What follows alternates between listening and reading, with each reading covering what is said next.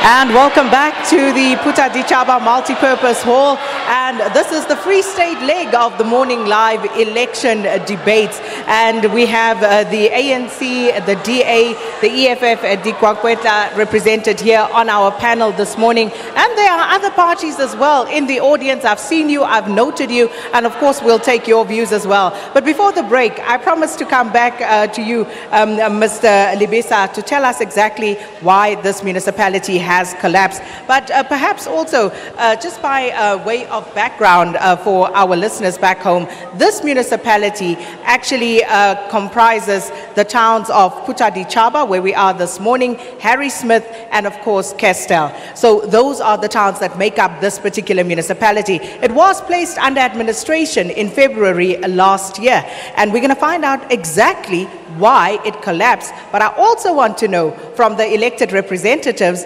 why should we be paying you as taxpayers if this town is under administration? What exactly are you getting paid for? But let's find out why it collapsed first.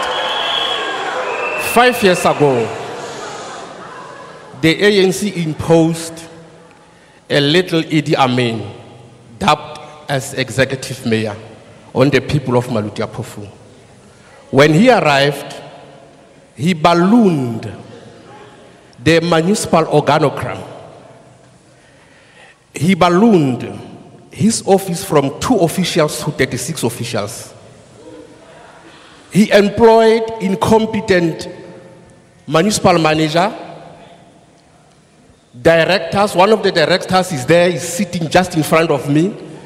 He is a director earning almost 1.3 million, but he is working full-time as the ANC election coordinator. He is there. What does he want here? Because he must be at the municipality working. People of Maluti-a-Phofung want the services. The same director is Brian Molefe of Maluti-a-Phofung. He contested 2016 elections. He was elected as a councillor, was sworn in as a councillor. After 2 months, he resigned as a councillor and became a director again, without following recruitment processes. Why has the municipality collapsed? The municipality collapsed because of looting. The SCM of the municipality was instructed to appoint the proxies of certain people. The knowledgeable, competent directors were purged. A case in point is Mrs. Palisa Slepe, who is the most competent and experienced women government, local government official in the country. She was purged, is at home unemployed. We are owing us almost 3 billion rand. Because the money from electricity vending stations were looted. Money was collected and given to people. Money was collected and delivered to the private homes. What I'm saying is true. If it is not true, I won't say it. Bad debts were cancelled illegally against the will of the people, against the advice of the councillors. Municipality cancelled almost 800 million of bad debts. Municipality turned into a entertainment municipality.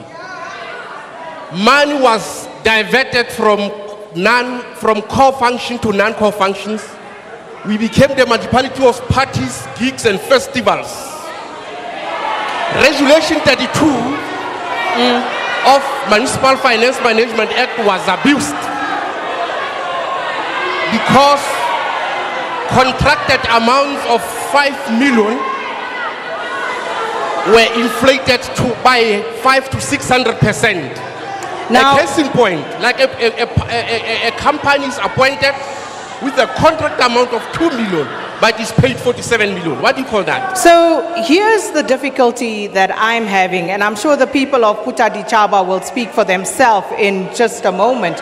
But what I am having difficulty understanding, given everything that you've just said, you are your party represented on this council, as are all the parties sitting here.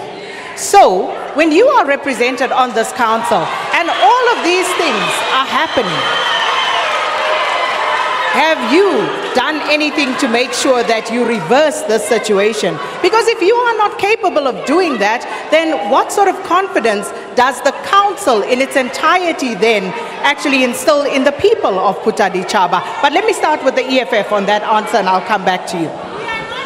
Sakina, let me remind the people of Maluti-a-Phofung that it is the economic freedom fighters which has put a motion of no confidence to the previous executive mayor, precisely because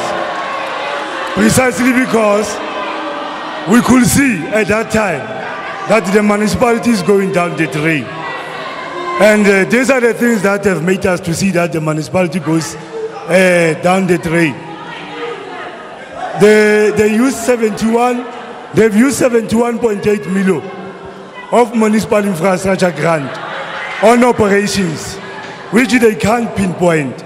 Hence today, there are 6 high-ranking officials, the former municipal manager, the former CFO, the current acting CFO, and directors who have been arrested by the Hawks. It's through the efforts of the economic freedom fighters. We have exposed the corruption that was happening there at the municipality. So you're saying as the opposition, you are doing something? Come again? You are doing something as the opposition? Yes, we are doing something because presently there are those 7 officials who are appearing in front of the court. Okay. Who have been arrested by the Hawks. Okay, and I'm just trying to establish with our panelists exactly what is going on before I hand it over to you. Okay. And then, can I just mention one critical point? Sure. You have talked about why the residents should pay services. Yes. The residents in the past, they didn't have a problem of paying services. The only thing that made them not to pay services is because basic services were no longer provided. Water, electricity, and sanitation. And more so, Sakina, like I said, the money which was intended to improve services with an amount of 71.8 million was used on operations that they cannot pinpoint. Okay, yeah. You're also not paying your service providers, so that's also another problem. But that being said, are your salaries getting paid? Just yes or no? Our salaries? Yes. No, the salaries. Yes or no? Yes or no? No, they are not paid. You're not getting salaries? They are not paid. You're not getting salaries? It's a payday today. Ah, okay. It's a payday today. There is no salaries. Ms. Kumape, now with that situation, it's a very bleak situation that's being sketched here in Maluti-a-Phofung. So how then do you expect the people to have confidence in political parties when you have a municipality that fails to deliver services, that fails to meet the basic requirements of why a municipality would exist in the first place? Yeah, Sakina, let me remind you, this municipality was established in 2001. Since its establishment under the ANC, it never got a clean audit. They've been having the disclaimer since the beginning into now, which means the money that was supposed to benefit the people of Maluti-a-Phofung never benefited. This municipality was established to enrich the ANC cadres. It never benefited the people of Maluti-a-Phofung. This is the very municipality that in 2017, they've enrolled on the payroll 556 ghost employees. That cost the municipality 3.9 million. We as the Democratic Alliance, we lay the criminal charges to the Hawks. This municipality for the past 4 years, it failed to provide sustainable water, sustainable electricity to the residents. I'm the one who wrote to the Human Rights Commission. This municipality was found guilty because of the Democratic Alliance. This municipality, it owes ESCOM about 3 billion of electricity. That's why 2 weeks ago, their assets have been attached. But it's the very same Democratic Alliance. I myself in Parliament, I've written to the former President Jacob Zuma to come up with the Treasury task team, even to make sure that the Department of ESCOM, even other state entities, they come together to come with the rescue plan. But nothing ever happened. All right. Municipalities collapsed because of corruption, because they employ people who doesn't have skills. This municipality have industrial park.